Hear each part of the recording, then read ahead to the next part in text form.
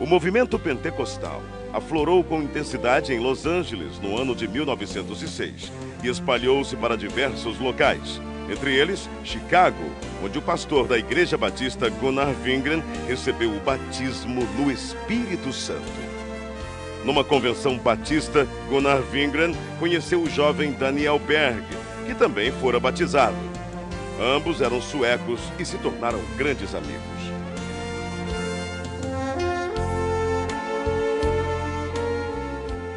Mais tarde, em South Bend, durante uma reunião de oração, Gunnar Wingren relata aos presentes o que Deus lhes havia revelado. Brothers, the Lord has shown us that we must go to South America, to a place in Brazil called Pará.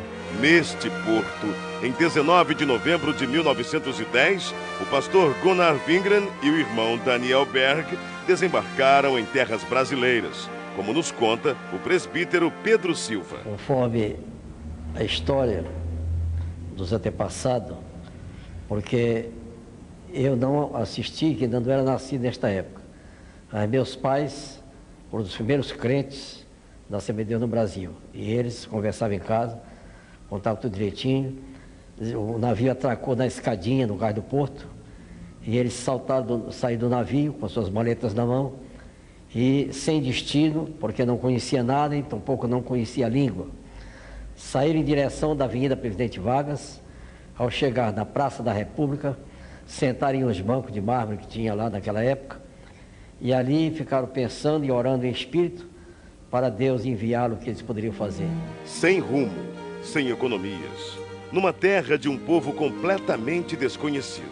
Esta era a situação de nossos missionários. O futuro era uma incógnita. A única coisa de que tinham certeza era que o Espírito Santo de Deus estava com eles.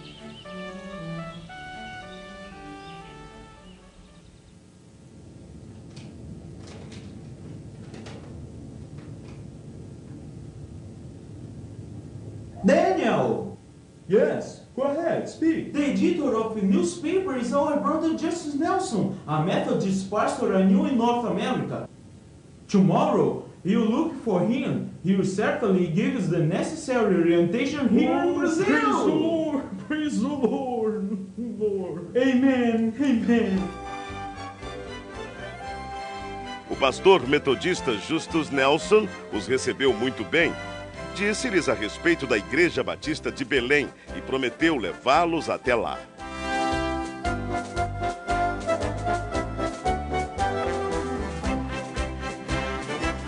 Na pequena Igreja Batista, os missionários conhecem o irmão Raimundo Nobre, líder do trabalho batista no Pará, que ofereceu-lhes abrigo nas dependências da igreja.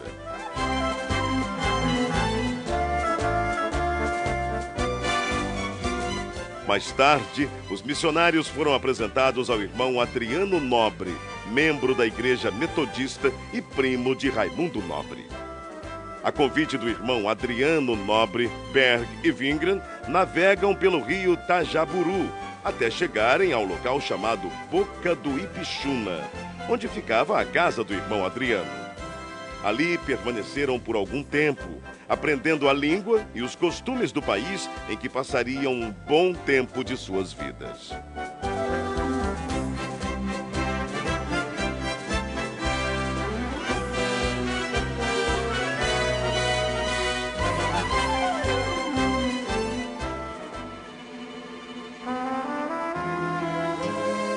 De volta à Igreja Batista, não cessavam de orar dia e noite, avivados pelo Espírito Santo. Isto causou inquietação em alguns membros, que os censuraram e os chamavam de fanáticos. Mesmo assim, os dois não se abalaram e continuaram orando e testificando sobre o batismo no Espírito Santo. Em 2 de junho de 1911, o Senhor batizou a primeira brasileira a crer nas promessas de Atos 2:39. Irmã Celina Albuquerque estava orando em sua casa quando começou a falar em línguas estranhas pelo poder do Espírito. Irmãos, o que tem acontecido aqui, o que tem acontecido conosco, é maravilhoso. não podemos deixar de falar de coisas tão maravilhosas, do cumprimento da promessa que nos foi garantida pela palavra de Deus. Não podemos fechar os olhos para o derramamento do Espírito Santo. Irmãos, não podemos deixar que doutrinas estranhas invadam nossa igreja. O fato gerou uma grave polêmica na igreja. A maioria creu na doutrina do batismo no Espírito Santo. Entretanto, outros membros, liderados pelo irmão Raimundo Nobre, rechaçaram completamente a ideia e votaram a favor da exclusão dos simpatizantes ao movimento pentecostal. As 17 pessoas que saíram da Igreja Batista se reuniram na casa da irmã Celina e ali, juntamente com os missionários Daniel Berg e Gunnar Wingren, abriram um novo trabalho. Enfim, em 18 de junho de 1911, na rua Siqueira Mendes, número 67, começava a se estabelecer a primeira Assembleia de Deus no Brasil. Enquanto o pastor Gunnar Wingren pastoreava a igreja em Belém, Daniel Berg saía como colportor, vendendo Bíblias e pregando o Evangelho em diversas cidades. Eram tempos difíceis, de longas jornadas, mas Deus jamais desamparou aqueles que lutam por sua palavra.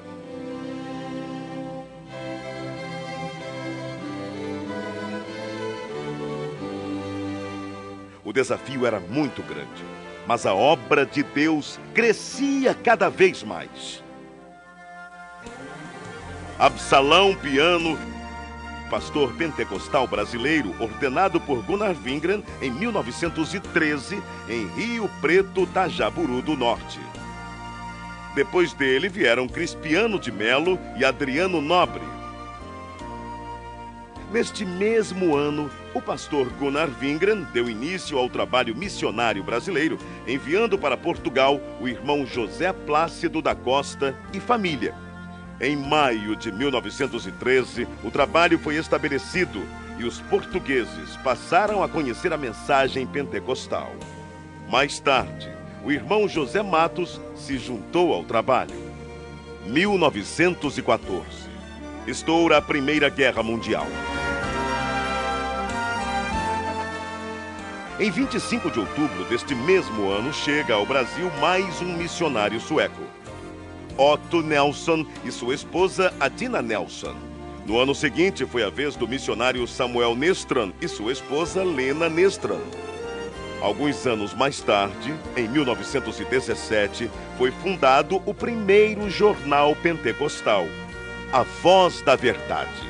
Esse jornal circulou por apenas 3 meses, mas os irmãos da Assembleia de Deus em Belém reconheceram que era necessário divulgar as bênçãos de Deus para todo o povo e, para isso, lançaram mão de um novo jornal, A Boa Semente, cujo primeiro número circulou em janeiro de 1919. Estava lançada a Boa Semente da Literatura. Em 1921, chega ao Brasil Niels Nelson, um jovem de apenas 26 anos. Impulsionado por Deus, veio somar esforços à evangelização. Nessa época surge o primeiro inário da Assembleia de Deus, o Cantor Pentecostal, com 44 hinos e 10 corinhos. No ano seguinte, foi criada em Recife a Harpa Cristã.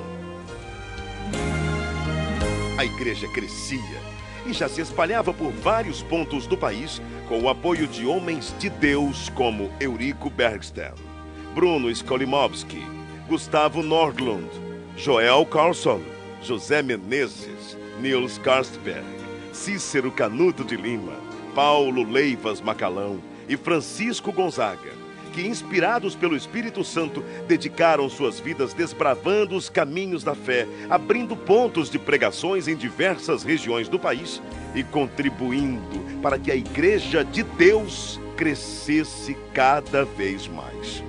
Para recordação e agradecimento a Deus pelo que Deus tem feito através de homens que em si nada eram, mas que eram cheios do fogo do Espírito Santo e que trouxeram uma mensagem poderosa.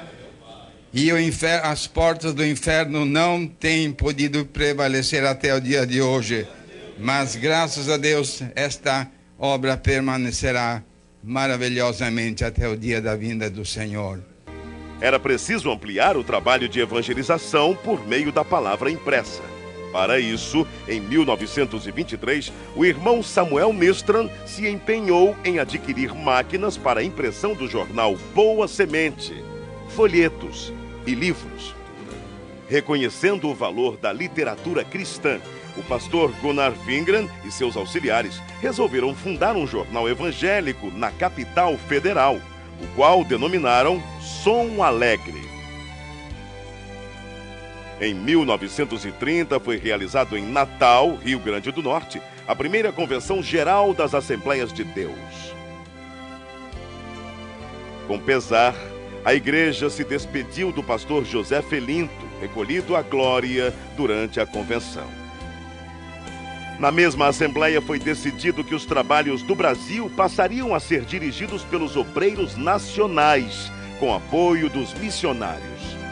Também foi decidido que os jornais Boa Semente e o Som Alegre se uniriam num só, formando um novo jornal que se tornou um órgão oficial das Assembleias de Deus do Brasil, o nosso Mensageiro da Paz. Durante a ditadura de Getúlio Vargas, foi criado um órgão controlador da imprensa, o Departamento Imprensa Propaganda. E todos os jornais deveriam ser registrados. O governo exigia que somente entidades jurídicas ou pessoas físicas, com os devidos títulos de propriedade, poderiam publicar jornais.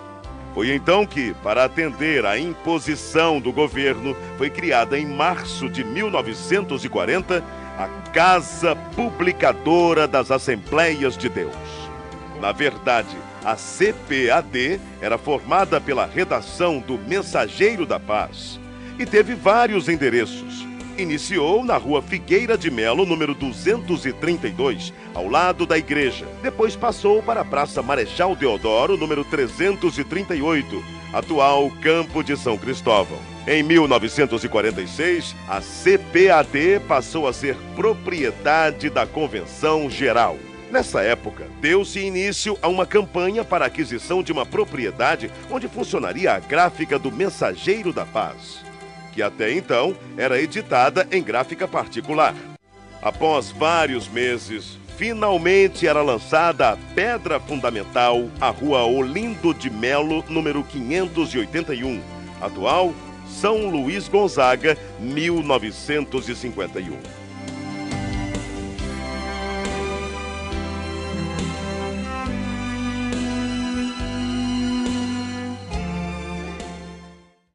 Ide e pregai. É preciso ultrapassar fronteiras e chegar até os confins da terra, anunciando que Jesus Cristo é o Senhor.